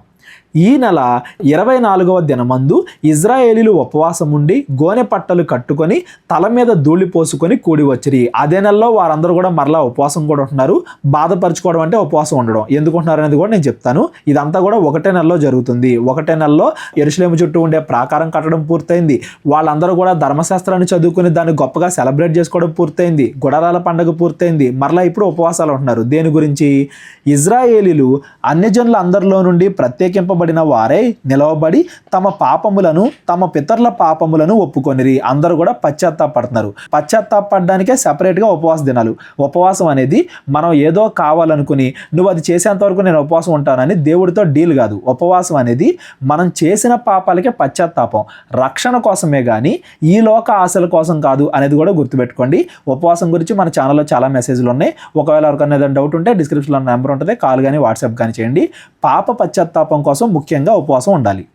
మరియు వారు ఒక జాము సేపు తామున్న చోటనే నిలవబడి తమ దేవుడైన యెహోవా ధర్మశాస్త్ర గ్రంథమును చదువుచూ వచ్చిరి. ఒక పూటంతా కూడా ధర్మశాస్త్రాన్ని చదువుతున్నారు. వారు ఒక జాము సేపు పాపములను ఒప్పుకొనుచు దేవుడైన యెహోవాకు నమస్కారము చేయుచూ వచ్చిరి. రోజులో 2-3 పూటలుంటే ఒక పూటంతా ధర్మశాస్త్రాన్ని చదువుకోవడం, ఒక పూటంతా ప్రార్థన, ఏం పాపాలు చేసాం వాటి గురించి దేవుడి దగ్గర పశ్చాత్తాపడాలి, మారు మనసు పొందాలి. ఒక పూటంతా వాక్యం, ఒక పూటంతా ప్రార్థన, ఒక పూటంతా సహవాసం. అలాగా సమయాన్ని మంచిగా సద్వినియోగం చేసుకుంటున్నారు, దేవుడి దగ్గర పశ్చాత్తాపడుతున్నారు. ఆ రోజుల్లో లేవీల్లో యేషువ, బాని, కద్మియేలు, షబన్య, బున్ని, షేరెబ్య, బాని, కెనాని అనువారు మెట్ల మీద నిలవబడి ఎలుగెత్తి తమ దేవుడైన యెహోవాకు మొరపెట్టిరి. వీళ్ళేమో అందరికీ వినబడేలాగా దేవుడిని ప్రార్థిస్తున్నారు, మిగతా వాళ్ళందరూ కూడా వాళ్ళ ప్రార్థనలో ఏకీభవిస్తున్నారు. అలా జరుగుతుంది ఆ రోజు. అప్పుడు లేవీలైన యేషువ, కద్మియేలు, బాని, హషబ్నయ, షేరెబ్య, హోదియ, షబన్య, పెతహయ అనువారు నిలవబడి నిరంతరము మీకు దేవుడై ఉన్న యెహోవాను స్తుతించుడి అని చెప్పి ఈలాగు స్తోత్రము చేసిరి. మిగతా వాళ్ళు కూడా లేచి, మనం ఇప్పుడు ఆరాధన చేసుకుంటాం కదా, అలాగా వాళ్ళందరూ కూడా లేచి యెహోవాను స్తుతించండి అని అందరికీ గట్టిగా చెప్పారు. ఆ కాలంలో మైకులు, బాకాలు ఇలాంటివి ఏమీ లేవు, అది కూడా గుర్తుపెట్టుకోండి. అయినా కానీ అందరూ కలిసి అందరికీ చెప్పారు. సకలాశీర్వచన స్తోత్రములకు మించిన నీ ఘనమైన నామము స్తుతింపబడునుగాక. దేవుడికి ఎన్ని కృతజ్ఞతాస్తుతులు చెల్లించినా అవి తక్కువే. నీవే అద్వితీయుడైన యెహోవా, నీవే ఆకాశమును, మహా ఆకాశములను, వాటి సైన్యమును, భూమిని దానిలో ఉండు అంతటిని, సముద్రములను వాటిలో ఉండినది అంతటినీ సృజించి వాటన్నింటినీ కాపాడు వాడవు. ఈ లోకం మొత్తాన్ని కూడా నడిపించేది నువ్వే కదా, ఈ లోకం మొత్తాన్ని కూడా సృష్టించింది నువ్వే కదా. ఆకాశ సైన్యం అంతయు నీకే నమస్కారము చేయుచున్నది. దేవా యెహోవా అబ్రామును ఏర్పరచుకొని కల్దీల ఊరు అను స్థలము నుండి యువతలకు రప్పించి అతనికి అబ్రహాము అను పేరు పెట్టిన వాడవు నీవే. అబ్రామును ఎంచుకున్నావు, అతన్ని పూర్తిగా మార్చి అబ్రహాము అనే పేరు పెట్టావు. అతని ద్వారా మమ్మల్ని అందరినీ కూడా తీసుకొచ్చావు. అంటే మనుషులను మార్చే దేవుడవు నీవు. అతడు నమ్మకమైన మనసు గలవాడు అని ఎరిగి కనానీయులు, హిత్తీలు, అమోరీలు, పెరిజ్జీలు, యోబూసీలు, గిర్గాషీలు అను వారి దేశమును అతని సంతతి వారికి ఇచ్చినట్లు అతనితో నిబంధన చేసిన వాడవు నీవే. ఇజ్రాయెల్ అందరూ పూర్వీకుడు కదా అబ్రహాము, మా అందరికీ కూడా ఇప్పుడు మేము ఉంటున్న ఈ దేశాన్ని ఇచ్చిన వాడవు నీవే అని దేవుడికి కృతజ్ఞతాస్తుతులు చెల్లిస్తున్నారు. నీవు నీతిమంతుడివై ఉండి నీ మాట చొప్పున జరిగించితివి. ఐగుప్తులో మా పితరులు పొందిన శ్రమను నీవు చూచితివి. ఎర్ర సముద్రమునొద్ద వారి మొరను నీవు వింటివి. ఫరోయు అతని దాసులందరూ అతని దేశపు జనులందరూ వారి ఎడల బహుగర్వముగా ప్రవర్తించితిరి అని నీకు తెలియగా నీవు వారి ఎదుట సూచక క్రియలను, మహత్కార్యములను చూపించితివి. అలాగున చేయుట వలన నీవు ఈ దినముందన్నట్టుగా ప్రసిద్ధి పొందితివి. నీ యొక్క ప్రసిద్ధి, నీ కీర్తి అదంతా కూడా ఈ కార్యాల ద్వారా మాకు తెలిసింది అని పంచకాండాలు, ఆదికాండం, నిర్గమకాండం, లేవికాండం, సంఖ్యాకాండం, ద్వితీయోపదేశకాండం, వీటన్నింటిలో ఉన్న విషయాలన్నీ కూడా జనాలు గుర్తెచ్చుకుంటున్నారు, దేవుణ్ణి కీర్తిస్తున్నారు. మరియు నీ జనుల ఎదుట నీవు సముద్రమును విభాగించినందున వారు సముద్రము మధ్య పొడి నేలను నడిచిరి. ఒకడు లోతు నీట రాయి వేసినట్లు వారిని తరిమివేసిన వారిని అగాధ జలములో నీవు పడవేసితివి. వెనకాల ఎవరైతే వాళ్ళని చంపడానికి వస్తున్నారో వాళ్ళందరినీ కూడా నాశనం చేసావు. ఇది గాక పగటి కాలమందు మేఘస్తంభములో ఉండిన వాడవును, రాత్రి కాలమందు వారు వెళ్ళవలసిన మార్గమున వెలుగునిచ్చుటకై అగ్ని స్తంభములో ఉండిన వాడవు అయ్యుండి వారిని తోడుకొని పోతివి. 40 సంవత్సరాల ప్రయాణంలో దేవుడు ఎప్పుడు కూడా తోడుంటానే ఉన్నాడు. పగలు మేఘస్తంభం, రాత్రి అగ్నిస్తంభం, అలా దేవుడు తోడుంటానే వచ్చాడు. సీనాయి పర్వతం మీదికి దిగివచ్చి ఆకాశము నుండి వారితో మాట్లాడి వారికి నీతియుక్తమైన విధులను, సత్యమైన ఆజ్ఞలను, మేలుకరములైన కట్టడలను, ధర్మములను నీవు దయచేసితివి. ఆ సీనాయి కొండ దగ్గరే కదా ధర్మశాస్త్రాన్ని పొందుకున్నారు ఇజ్రాయేలీలు. ఆ సీనాయి కొండ దగ్గరే కదా ఆరాధన కోసం ప్రత్యక్ష గుడారాన్ని నియమించుకున్నారు. అవన్నీ కూడా గుర్తెచ్చుకుంటున్నారు, దేవుణ్ణి కీర్తిస్తున్నారు.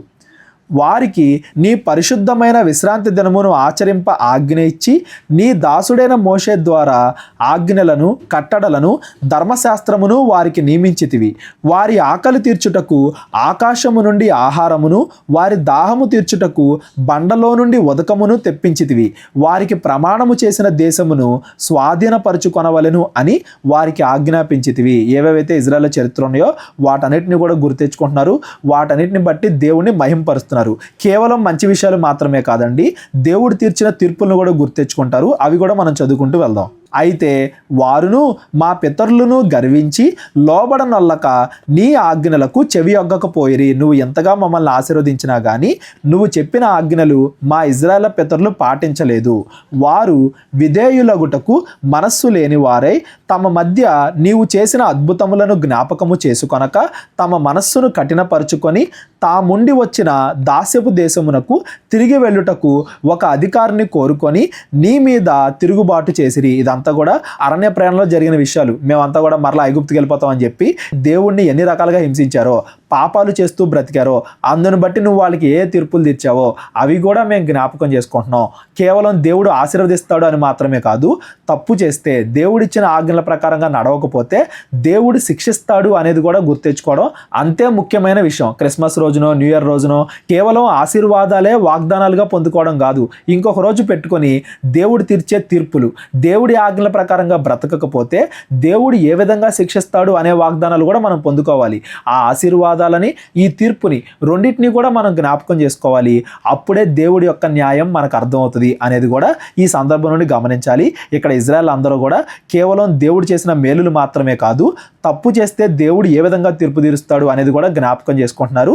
దేవుడి మీద కేవలం భక్తిని మాత్రమే కాదు, పాపం చేయాలంటే భయాన్ని కూడా పెంచుకుంటున్నారు అనేది మనం గమనించాలి. అయితే నీవు క్షమించుటకు సిద్ధమైన దేవుడవు, దయావాత్సల్యములు గల దేవుడవు, దీర్ఘశాంతమును బహుకృపయు గలవాడవై ఉండి వారిని విసర్జింపలేదు. నీవు వాళ్ళని శిక్షిస్తున్నావే కానీ పూర్తిగా అంతం చేయట్లేదు. ఎప్పటికప్పుడు అందులో కూడా ఆ శిక్షలో కూడా నీ యొక్క కృపను చూపిస్తూనే ఉన్నావు. ఎలాగా? వారిని విసర్జింపలేదు, పూర్తిగా నువ్వు అంతం చేయట్లేదు, కృపను ఇంకా చూపిస్తూనే ఉన్నావు. శిక్షించినా కానీ మరలా మారే అవకాశాన్ని ఇస్తున్నావు. వారు ఒక పోత దూడను చేసుకొని ఐగుప్తులో నుండి మమ్మును రప్పించిన దేవుడు ఇదే అని చెప్పి నీకు బహువిసుగు పుట్టించినను వారు ఎడారిలో ఉండగా నీవు బహువిస్తారమైన కృపగలిగిన వాడివై వారిని విసర్జింపలేదు. వారందరూ కూడా అంత పాపం చేసిన, విగ్రహారాధన చేసిన వాళ్ళని శిక్షించావే కానీ పూర్తిగా వాళ్ళని నాశనం చేయలేదు. వాళ్ళు మారు మనసు పొందడానికి వాళ్ళకి అవకాశాలు ఇచ్చుకుంటానే వచ్చావు. మార్గము గుండా వారిని తోడుకొని పోవుటకు పగలు మేఘస్తంభమును, దారిలో వారికి వెలిగిచ్చుటకు రాత్రి అగ్ని స్తంభమును వారిపైన వెళ్ళిపోక నిలిచెను. పాపం చేసినా కానీ దేవుడి కృప పోలేదు. ఆ 40 సంవత్సరాలు ఇజ్రాయెల్ ఎలా నడుచుకున్నా దేవుడు మాత్రం ఇజ్రాయెల్ని ప్రేమిస్తూనే వచ్చాడు. ఇజ్రాయేలీలకి మరలా అవకాశాలు, పాపం చేయకుండా మారే అవకాశాలు ఇచ్చుకుంటానే వచ్చాడు అందని అర్థం. వారికి బోధించుటకు నీ ఉపకారాత్మను దయచేసితివి. నీవిచ్చిన మన్నాను ఇయ్యక మానలేదు. వారి దాహమునకు ఉదకమిచ్చితివి. నిజముగా అరణ్యములో ఏమీ తక్కువ కాకుండా 40 సంవత్సరములు వారిని పోషించితివి. కూడు గాని, దాహం గాని, వాతావరణం గాని ఏమీ తక్కువ కాకుండా 40 సంవత్సరాలు దేవుడు వాళ్ళని కాపాడుతానే వచ్చాడు. వారి వస్త్రములు పాతగిలిపోలేదు, వారి కాళ్లకు వాపు లేదు. ఇదిగాక రాజ్యములను, జనములను వారికి అప్పగించి వారికి సరిహద్దులు ఏర్పరిచితివి గనుక వారు సీహోను అను షెబ్బోను రాజు యొక్క దేశమును, బాషాన్నకు రాజైన ఓగు యొక్క దేశమును స్వతంత్రించుకొనిరి. కేవలం 40 సంవత్సరాలు కాపాడడం మాత్రమే కాదు, ఆ తర్వాత దేవుడు వాళ్ళకి రాజ్యాలను ఇచ్చాడు, యుద్ధాల్లో గెలిపించాడు. వారి సంతతిని ఆకాశపు నక్షత్రములంత విస్తారముగా చేసి ప్రవేశించి స్వతంత్రించుకున్నట్లు వారి పితరులకు నీవు వాగ్దానము చేసిన దేశములోనికి వారిని రప్పింపగా, ఇప్పుడు మేము ఏ దేశంలో అయితే ఉన్నామో ఈ దేశం మొత్తాన్ని కూడా మాకు ఇచ్చిన వాడవు నీవే. మేము పాపాలు చేసినా కానీ నువ్వు మా మీద నీ కృపను చూపిస్తానే వచ్చావు అని దేవుడి యొక్క దీర్ఘశాంతాన్ని కూడా జ్ఞాపకం చేసుకుంటున్నారు. దేవుడి యొక్క ఆశీర్వాదాన్ని జ్ఞాపకం చేసుకున్నారు. దేవుడి యొక్క శిక్షను జ్ఞాపకం చేసుకున్నారు. ఆ శిక్షలో కూడా దేవుడి యొక్క దీర్ఘశాంతాన్ని దీర్ఘశాంతాన్ని కూడా జ్ఞాపకం చేసుకుంటున్నారు.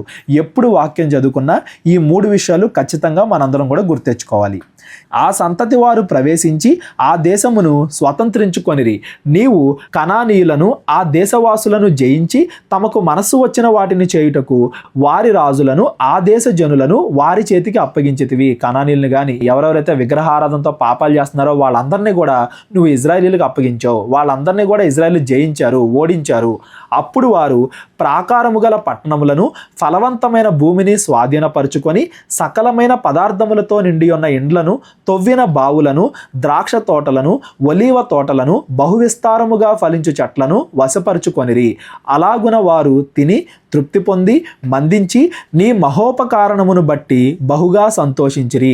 నువ్వు చూపించిన కృపను బట్టి వాళ్ళు చాలా సంతోషించారు. అయితే వాళ్ళు మందించారు అంటే వాళ్ళు మరలా కఠినులుగా తయారైపోతున్నారు, మరలా పాపంలో పడిపోతున్నారు.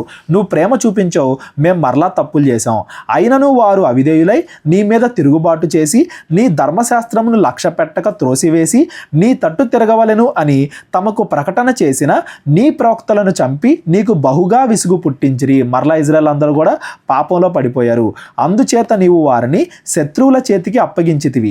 ఆ శత్రువులు వారిని బంధింపగా శ్రమకాలమందు వారు నీకు మొరపెట్టినప్పుడు ఆకాశమందుండి నీవు ఆలకించి వారి శత్రువుల చేతిలో నుండి వారిని తప్పించుటకై నీ కృపా సంపత్తిని బట్టి వారికి రక్షకులను దయచేసితివి. ఇదంతా కూడా వాళ్ళ చెరల గురించి మాట్లాడుతున్నారు. అషూరు చెర కానీ, బబులోను చెర కానీ.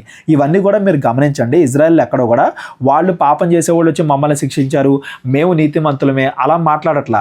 మేము ఎప్పుడైతే పాపం చేస్తున్నామో అప్పుడే నువ్వు మమ్మల్ని శిక్షిస్తున్నావు అన్నట్టుగా ఇజ్రాయేలు తమ పాపాన్ని తాము గుర్తిస్తున్నారు. సైనిక బలం లేకపోవడం వల్ల, వచ్చే వాళ్ళకి ఎక్కువ సైన్యం ఉండడం వల్ల అలా కాదు వాళ్ళు యుద్ధాలు గెలిచింది.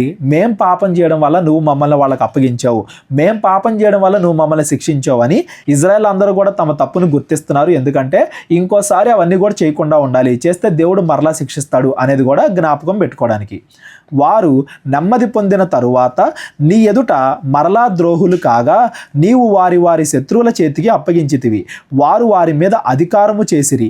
వారు తిరిగి వచ్చి నీకు మొరపెట్టినప్పుడు ఆకాశమందుండి నీవు ఆలకించి నీ కృప చొప్పున అనేక మార్లు వారిని విడిపించితివి. పాపం చేసిన ప్రతిసారి నువ్వు వాళ్ళకి అప్పగిస్తున్నావు. వాళ్ళు ఎన్నిసార్లు మొరపెట్టినా కానీ మరలా వాళ్ళని విడిపిస్తున్నావు. నీ కృప దీర్ఘశాంతంగా ఉంది అని దేవుడి లక్షణాలన్నీ కూడా ఆలోచిస్తున్నారు. నీ ఆజ్ఞలను విధులను ఒకడు ఆచరించిన ఎడల వాటి వలన వాడు బ్రతుకును కదా. వారు మరలా నీ ధర్మశాస్త్రమును అనుసరించి నడుచునట్లు నీవు వారి మీద సాక్ష్యము పలికినను వారు గర్వించి నీ ఆజ్ఞలకు లోబడక నీ విధుల విషయములో పాపులై నిన్ను తిరస్కరించి తమ మనస్సును కఠినపరుచుకొని నీ మాట వినకపోయిరి. ఇవన్నీ కూడా కేవలం ఇజ్రాయేలీలకే అనుకోకండి, కేవలం ఇజ్రాయేలీలు మాత్రమే తప్పులు చేశారు అనుకోకండి. ఈరోజు మనకు అప్లై చేసుకున్నా కానీ మనం ఎన్నిసార్లు దేవుడి వాక్యాన్ని వింటాం, మనం ఎన్నిసార్లు మారు మనసు పొందుతాం, మరలా లోకంలో కలిసిపోయి మరలా మనం పాపంలో పడిపోతున్నాం, మరలా దేవుడి దగ్గరికి వస్తున్నాం. అలా ఎన్నోసార్లు మనం పాపాల్లో పడిపోతున్నా కానీ దేవుడు మాత్రం ఎప్పటికీ మరలా మనకి అవకాశాలు ఇస్తూనే వచ్చాడు. ఆయన దీర్ఘశాంతాన్ని గుర్తించాలి. ఇజ్రాయెల్ ఎలా అయితే ఉన్నారో మనం కూడా అలాగే ఉన్నాం. ఒకవేళ దేవుడు ఇజ్రాయెల్ తప్పు చేసినప్పుడు వాళ్ళని శిక్షించాడంటే మనల్ని కూడా శిక్షిస్తాడు కదా, మనకు కూడా తీర్పు తీరుస్తాడు కదా. మనమన్నా దేవుడిచ్చిన ఆజ్ఞల ప్రకారంగా నడుచుకోవాలి, మనమన్నా ధర్మశాస్త్ర ప్రకారంగా నడుచుకోవాలి అనేది వీటి యొక్క భావం. నీవు అనేక సంవత్సరములు వారిని ఓర్చి నీ ప్రవక్తల ద్వారా నీ ఆత్మచేత వారి మీద సాక్ష్యము పలికితివి గాని వారు వినకపోయిరి. కాగా నీవు ఆయా దేశముల్లో ఉన్న జనుల చేతికి వారిని అప్పగించితివి. అయితే నీవు మహోపకారివై వారిని బొత్తిగా నాశనము చేయకయు విడిచిపెట్టకయు ఉంటివి. ఎన్నిసార్లు ఎంతమంది చేత నువ్వు శిక్షించినా కానీ బొత్తిగా నాశనం చేయలేదు. మరలా మమ్మల్ని తీసుకొచ్చావు, మరలా మమ్మల్ని బ్రతికించావు, మరలా మాకు అవకాశాలను ఇచ్చి నిన్ను ఆరాధించుకోవడానికి, మారు మనసు పొందుకోవడానికి నువ్వు అవకాశాలు ఇస్తూనే వచ్చావు. నిజముగా నీవు కృపా కనికరములు గల దేవుడివై ఉన్నావు. నిజముగా నీవు కృపా కనికరములు గల దేవుడివై ఉన్నావు. దేవుడి గురించి ఒక్క మాటలో చెప్పాలి అంటే దేవుడు నీతిమంతుడు, న్యాయవంతుడు, కనికరము కలిగిన వాడు. చేసిన నిబంధనను నిలుపుచు కృపచూపునట్టి మహాపరాక్రమశాలివియు భయంకరవుడును అగు మా దేవా, అష్షూరు రాజుల దినములు మొదలుకొని ఈ దినముల వరకు మా మీదికిని, మా రాజుల మీదికిని, ప్రధానుల మీదికిని, మా పితరుల మీదికిని, నీ జనులందరి మీదికిని వచ్చిన శ్రమ అంతటియు నీ దృష్టికి అల్పముగా ఉండునుగాక. మా మీదికి వచ్చిన శ్రమలన్నింటినీ చూడగా నీవు న్యాయస్థుడివే, నీవు సత్యముగానే ప్రవర్తించితివి గాని మేము దుర్మార్గులమైతిమి. మేము అంతకుముందు అష్షూరు చెరలో ఎంతగా బాధపడ్డామో, బబులోను చెరలో ఎంతగా బాధపడ్డామో గుర్తెచ్చుకుంటుంటే మా పాపం ఎంత భయంకరమైందో మాకు తెలుస్తుంది. నువ్వు న్యాయవంతుడివే, మాకెంతైతే శిక్ష విధించాలో అంతకన్నా తక్కువే విధిస్తున్నావు కానీ ఎక్కువ విధించట్లేదు. మా రాజులు కానీ, మా ప్రధానులు కానీ, మా యాజకులు కానీ, మా పితరులు కానీ నీ ధర్మశాస్త్రమును అనుసరించి నడవలేదు. నీవు వారి మీద పలికిన సాక్ష్యములైనను నీ ఆజ్ఞలైనను వారు వినకపోయిరి. వారు తమ రాజ్య పరిపాలనా కాలమందు నీవు తమ ఎడల చూపించిన గొప్ప ఉపకారములను తలంపక నీవు వారికిచ్చిన విస్తారమగు ఫలవంతమైన భూమిని అనుభవించి ఉండియు నిన్ను సేవింపకపోయిరి.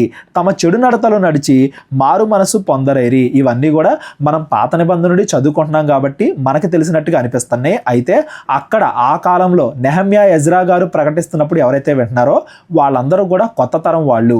అసలు వాళ్ళకి ఈ విషయాల్లో చాలా వరకు తెలియదు. వాళ్ళందరూ కూడా బబులోను చెర నుండి తిరిగి వచ్చి, ఓహో మా దేవుడు ఇందుక మమ్మల్ని శిక్షించింది, అంతకుముందు మా దేవుడు మా కోసం ఇన్ని చేశాడని అవన్నీ కూడా వాళ్ళు ఫస్ట్ టైం తెలుసుకుంటున్నారు, ప్రత్యక్షంగా తెలుసుకుంటున్నారు, మారు మనసు పొందుతున్నారు అనేది గమనించండి.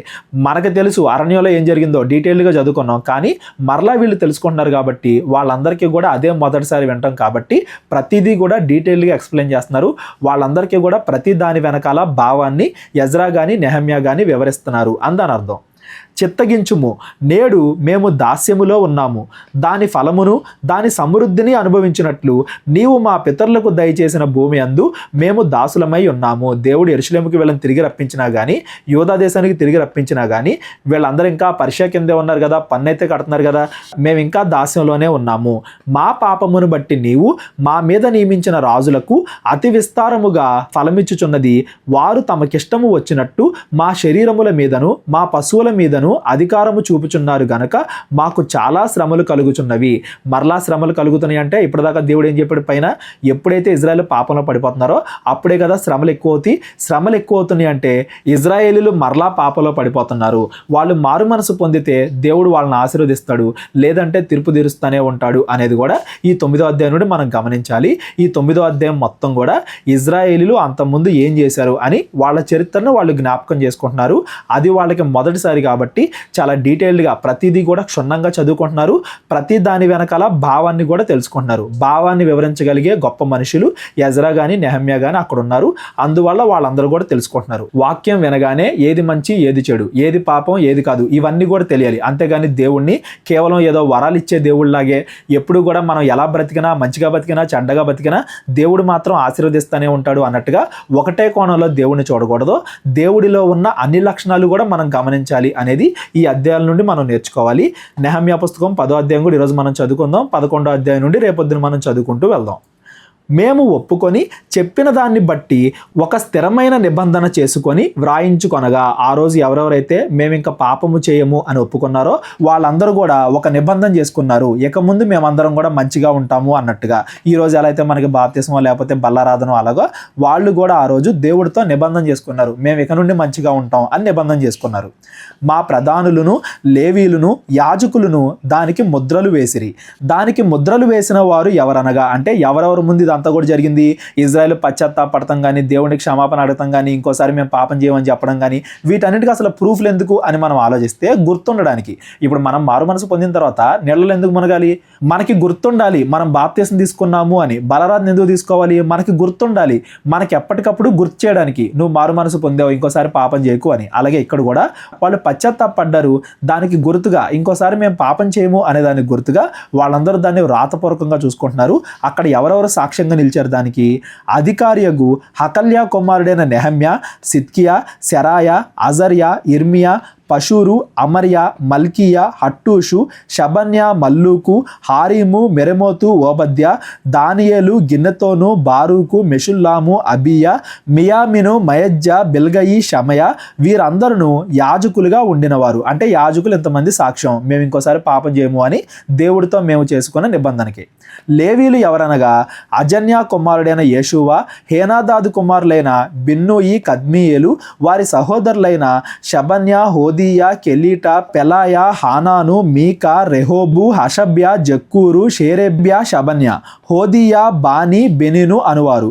జనుల్లో ప్రధానులు ఎవరనగా ఇప్పుడు దాకా చెప్పిన వాళ్ళందరూ కూడా లేవీలు, అంతకుముందు యాజకులు, ఇప్పుడు లేవీలు. ఇప్పుడేమో జనుల్లో ప్రధానులు పరోషు, పహత్మోయాబు, ఏలాము, జత్తు, బాని, బున్ని, అజ్గాదు, బేబై, అదోనియా, బిగ్వయి, ఆదీను, అటేరు, హిచ్కియా, అజ్జూరు, హోదియా, హాషుము, బేజయి, హారీపు, అనాతోతు, నేబై, మక్పియాషు, మెషుల్లాము, హెజీరు, మెషేయ, బయేలు, సాదోకు, ఎద్దూవా, పెలట్య, హానాను, అనాయ, హోషేయ, హనన్య, హషూబు, హల్లోహైషు, పిల్హా, షోబేకు, రెహూము, హషబ్న, మైషేయ, అహియ, హానాను, ఆనాను, మల్లూకు, హారీము, బనాయ అనువారు. వీళ్ళందరూ కూడా జనాల్లో ప్రధానులు, అంటే ఆ గోత్రాలకి ప్రధానులు అని దాని అర్థం.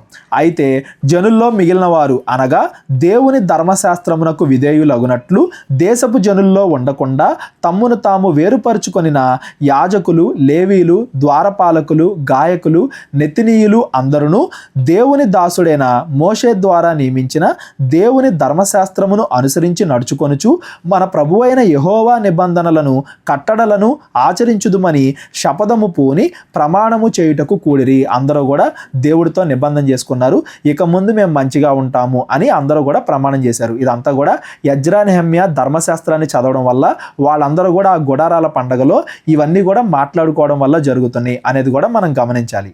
వారి భార్యలు, వారి కుమారులు, వారి కుమార్తెలు తెలివియు బుద్ధియు గలవారెవరో వారును ఈ విషయములో ప్రధానులైన తమ బంధువులతో కలిసిరి. అందరూ కూడా కలుస్తున్నారు, ఒకళ్ళని చూసి ఒకళ్ళు మారు మనసు పొందుతున్నారు, ఒకళ్ళని చూసి ఒకళ్ళు గద్దింపబడుతున్నారు అందని అర్థం. మరియు మేము దేశపు జనులకు మా కుమార్తెలను ఇయ్యకయు, వారి కుమార్తెలను మా కుమారులకు పుచ్చుకొనకయు ఉందుము అనియు, దేశపు జనులు విశ్రాంతి దినమందు అమ్మకపు వస్తువులనే గాని భోజన పదార్థములనే గాని అమ్ముటకు తెచ్చిన ఎడల విశ్రాంతి దినములో గాని పరిశుద్ధ దినముల్లో గాని వాటిని కొనకుందుము అనియు. ఇవన్నీ కూడా ఏంటంటే ధర్మశాస్త్ర ఆజ్ఞల్ని మరలా గుర్తెచ్చుకోవడం. మేము మరలా విగ్రహారాధనకి వెళ్ళిపోము, అన్యుల్ని పెళ్లి చేసుకోవడం అంటే విగ్రహారాధనలోకి మేము మరలా వెళ్ళిపోము. ప్రతి వారం కూడా దేవుడి గురించి చదువుకుంటాం, దేవుడి గురించి నేర్చుకుంటాం, విశ్వాసంలో బలపడతాము. 7వ సంవత్సరమును విడిచిపెట్టి ఆ సంవత్సరములో బాకీదారుల బాకీలు వదిలివేయుదుము అని నిర్ణయించుకుంటే విశ్రాంతి సంవత్సరం. ధర్మశాస్త్రంలో విశ్రాంతి సంవత్సరం గురించి కూడా మనం చదువుకున్నాం కదా, అది కూడా మేము పాటిస్తాము. ఇంకా ఏమేమి నిర్ణయాలు తీసుకుంటున్నారు వీళ్ళు?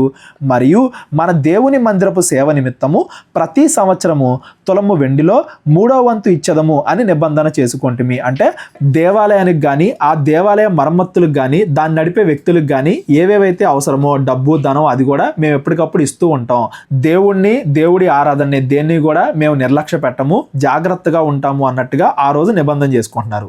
సవరింపబడిన రొట్టె విషయములోను, నిత్య నైవేద్యము విషయములోను, నిత్యము అర్పించు దహన బలి విషయములోను, విశ్రాంతి దినముల విషయములోను, అమావాస్యల విషయములోను, నిర్ణయింపబడిన పండగల విషయములోను, ప్రతిష్ఠితములైన వస్తువుల విషయములోను, ఇజ్రాయేలులకు ప్రాయశ్చిత్తము కలుగొట్టకైన పాప పరిహారార్థ బలుల విషయములోను, మన దేవుని మందిరపు పని అంతటి విషయములో అలాగే నిర్ణయించుకుంటుమి. 2-3 చెప్పారు, మిగిలినవన్నీ కూడా అంటే ప్రతి దాన్ని కూడా మేము పాటిస్తాం. ధర్మశాస్త్రంలో ఏదైతే చెప్పబడిందో ఆ ప్రతి దాన్ని కూడా మేము పాటిస్తామని ఆ రోజు ఇజ్రాయెల్ అందరూ కూడా దేవుడితో నిబంధన చేసుకుంటున్నారు, నెహెమ్యా, ఎజ్రా వారి ప్రాతినిధ్యంలో అందని అర్థం. మరియు మా పితరుల ఇంటి మర్యాద ప్రకారము ప్రతి సంవత్సరము నిర్ణయించుకొనిన కాలములో ధర్మశాస్త్ర గ్రంథమందు రాసి ఉన్నట్టు మా దేవుడైన యెహోవా బలిపీఠం మీద దహింపజేయుటకు యాజకుల్లోను, లేవీల్లోను, జనుల్లోను కట్టెల అర్పణను మా దేవుని మందిరములోనికి ఎవరు తేవలెనో వారును చీట్లు వేసుకొని నిర్ణయించుకుంటుమి. అంటే ఎవరికి అన్యాయం జరగకుండా అందరూ కూడా దేవుడి పనిలో పాలిభాగస్తులు అవ్వాలి అన్నట్టుగా దేవాలయ పనులు, ఆ ఆరాధన కార్యక్రమాల్లో కూడా అందరూ కూడా కలుస్తున్నారు. ఏదో ఒకరికే చెందింది కాదు, అందరూ కూడా ఆరాధించాలి, అందరూ కూడా ఆ పనిలో కలవాలి అన్నట్టుగా. మరియు మా భూమి యొక్క ప్రథమ ఫలములను, సకల వృక్షముల ప్రథమ ఫలములను ప్రతి సంవత్సరము ప్రభువు మందిరమునకు మేము తీసుకొని వచ్చినట్లు నిర్ణయించదము. ప్రథమ ఫలాలు ఇవ్వాలి అని ధర్మశాస్త్రంలో చదువుకున్నాం కదా. ఇవన్నీ కూడా ఇజ్రాయెల్ యొక్క ఆజ్ఞలు. ఇవన్నీ కూడా కొత్త నిబంధనలో మనం పాటించాల్సిన అవసరం లేదు. కాకపోతే పాత నిబంధనలు అవన్నీ కూడా వాళ్ళు పాటించాలి, మేము పాటిస్తాము అని దేవుడి దగ్గర వాళ్ళందరూ కూడా నిబంధన చేసుకుంటున్నారు అందని అర్థం. మా కుమారుల్లో జ్యేష్ఠపుత్రులు, మా పశువుల్లో తొలిచూలును ధర్మశాస్త్ర గ్రంథమందు రాయబడినట్టు మా మందల్లో తొలిచూలును మన దేవుని మందిరములో సేవ చేయు యాజకుల యొద్దకు మేము తీసుకొని వచ్చినట్లుగా నిర్ణయించుకుంటే ధర్మశాస్త్రంలో ఉన్న ప్రతి ఆజ్ఞని, ప్రతి పండగని మేము పాటిస్తాము అన్నట్టుగా వాళ్ళందరూ కూడా నిబంధన చేసుకుంటున్నారు. ఇదిగాక మా పిండిలో ప్రథమ ఫలము, ప్రతిష్టార్పణలు గల సకల విధములైన వృక్షముల ఫలమును, ద్రాక్షరసము, నూనె మొదలైన వాటిని మా దేవుని మందిరపు గదుల్లోనికి యాజకుల యొద్దకు తెచ్చినట్లుగాను, మా భూమి పంటలో 10వ వంతును లేవీల యొద్దకు తీసుకొని వచ్చినట్లుగా, ప్రతి పట్టణములో ఉన్న మా పంటలో 10వ వంతును ఆ లేవీలకు ఇచ్చినట్లుగాను నిర్ణయించుకుంటే మీ దశంభాగాలు ఇవి కూడా మేము ఇస్తాము అన్నట్టుగా నిర్ణయించుకుంటున్నారు. లేవీలు ఆ 10వ వంతును తీసుకొని రాగా అహరోను సంతతి వాడైన యాజకుడు ఒకడు వారితో కూడా ఉండవలెను అనియు, 10వ వంతుల్లో ఒక వంతు లేవీలు మా దేవుని మందిరములో ఉన్న ఖజానా గదుల్లోకి తీసుకొని రావలెను అనియు నిర్ణయించుకుంటే ఆ 10వ వంతులో ఒక వంతేమో దేవాలయానికి, మిగిలిందేమో వాళ్ళు జీవించడానికి. వాళ్ళు కేవలం దేవుడి పని మీదే ఉండాలి, పొలాలు వ్యాపారాలు అలాంటివి ఏం చేయకూడదు, దేవుడి ధర్మశాస్త్రాన్ని అందరికీ బోధించాలి అని ఆ లేవీలకు అప్పగింపబడింది కదా పని. దానికోసం ఇవన్నీ కూడా. అంతేగాని దశం భాగాలు ఈ కాలంలో కూడా ఇవ్వాలి అని కాదు. దశం భాగాల గురించి నేను సెపరేట్గా చాలా టాపిక్లు మాట్లాడాను. ఎవరికైనా ఏమైనా సందేహాలు ఉంటే డిస్క్రిప్షన్లో నెంబర్ ఉంటుంది, కాల్ కానీ వాట్సాప్ కానీ చేయండి. దశం భాగాలు ఈ కాలంలో ఇవ్వాల్సిన అవసరం లేదు. కానుకలు ఇవ్వచ్చు, సేవకులు బతకడానికి ఏవే అవసరం అవన్నీ కూడా ఇవ్వచ్చు. కాకపోతే దానికి వేరే మార్గాలు, అక్కడ ఏమేమి చెక్ చేసుకోవాలి, ఎలా పరిశీలించుకోవాలి, ఆ పద్ధతి ఎలా ఉండాలి, ఆ క్రమం ఎలా ఉండాలి, ఇవన్నీ కూడా నేను చాలాసార్లు మాట్లాడున్నాను. ఈ దశం భాగం గురించి లేదా పాత నిబంధనలో ఉన్న ఆజ్ఞల గురించి ఎవరికైనా ఏదైనా డౌట్ ఉంటే డిస్క్రిప్షన్లో నా నెంబర్ ఉంటుంది, కాల్ కానీ వాట్సాప్ కానీ చేయండి. ఇజ్రాయేలీలను, లేవీలను ధాన్యమును, కొత్త ద్రాక్ష రసమును, నూనెను తేగ సేవ చేయు యాజకులను, ద్వారపాలకులను, గాయకులను వాటిని తీసుకొని ప్రతిష్ఠితములగు ఉపకరణములు ఉండు మందిరపు గదుల్లో ఉంచవలెను. మా దేవుని మందిరమును మేము విడిచిపెట్టము. దేవుని మందిరమును విడిచిపెట్టము అంటే ఎప్పుడు పాపం చేసినా కానీ దేవుడి వైపు తిరుగుతాము, ఆ మందిరం వైపు తిరుగుతాము, పశ్చాత్తాపడతాము అన్నట్టుగా గుర్తు అనమాట. ఇక్కడ ఈరోజు మనం చదువుకున్న ఈ అధ్యాయాలన్నింటిలో కూడా ఎజ్రా, నెహమ్యా ధర్మశాస్త్రంలో ఉన్న ప్రతిదాన్ని కూడా ఇజ్రాయేల్కి బోధించారు. దాన్ని బట్టి ఇజ్రాయేల్ పశ్చాత్తాపడ్డారు, దేవుడితో నిబంధన చేసుకుంటున్నారు. ఇక నుండైనా కానీ మేము మంచిగా బ్రతుకుతాం, ఇక నుండైనా కానీ ధర్మశాస్త్రంలో ఉన్న ప్రతిదీ మేము పాటిస్తాం అన్నట్టుగా దేవుడితో నిబంధన చేసుకుంటున్నారు. ప్రతి విషయం గురించి నిబంధన చేసుకుంటున్నారు. ఇవన్నీ నిజంగానే వాళ్ళు పాటించారా? ఏమైంది? దేవుడితో వాళ్ళు చేసుకున్న నిబంధన ఏమైంది? ఆ తర్వాత ప్రజలందరూ ఎలా బ్రతికారు? ఇవన్నీ కూడా నెహమ్యా పుస్తకం 11వ అధ్యాయం నుండి మనం రేపొద్దున మాట్లాడుకుందాం. ఈ రోజు చదువుకున్న 7, 8, 9, 10 ఈ 4 అధ్యాయాల్లో ఎవరికి ఏ డౌట్ ఉన్నా కానీ డిస్క్రిప్షన్లో నా నెంబర్ ఉంటుంది, కాల్ కానీ వాట్సాప్ కానీ చేయండి. మా పరిచయం గురించి ప్రార్థించండి. ప్రేరేపణ కలిగిన వాళ్ళు మీ కానుకల ద్వారా మమ్మల్ని బలపరచండి. అందరికీ వందనాలు. దేవుడు మిమ్మల్ని అందరినీ కూడా దీవించి ఆశీర్వదించును గాక. అందరికీ వందనాలండి. కేవలం 30 వీడియోస్లో బైబిల్ నేర్చుకోండి అనే ఎంతో విలువైన ఈ కోర్స్ జస్ట్ ₹1 మీకు కావాలి అంటే మీ పేరు, మీ ఊరు ఈ నెంబర్కి వాట్సాప్ చేయండి. ఈ కోర్సులో ఏ విషయాలు ఉంటాయో ముందుగానే తెలుసుకోవడానికి ఈ వీడియో పాస్ చేసి టాపిక్స్ అన్నీ చదువుకోండి. క్రైస్తవులందరూ ఈ బైబిల్ కోర్స్ వినాలి అని మేము కోరుకుంటున్నాం. అందరినీ దేవుడు దీవించును గాక. ఆమెన్.